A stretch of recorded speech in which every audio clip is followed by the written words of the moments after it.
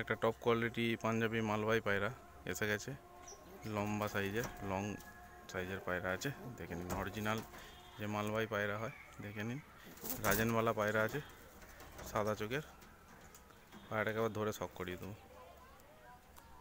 দেখুন বন্ধুরা, এই হচ্ছে পায়রার আইস কোয়ালিটি। ঠোঁট দেখে নাও, সেম আছে একদিক দুদিকেই। পায়রার পর দেখে নাও, সাজানো গুছানো পর আছে, লম্বা লম্বা।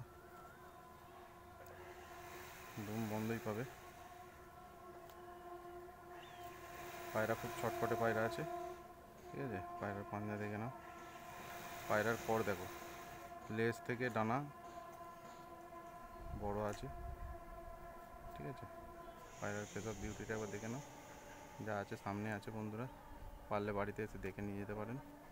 তো একবার ছেড়ে শখ করি। এই হচ্ছে পায়রার খাড়ানোর স্ট্যান্ডিংটা দেখে নিন। পায়রা খুব ছটফটে, পায়রা নিচে নামবে বলে লাফালাফি করছে, দেখে নিন পায়রার বজুতটা।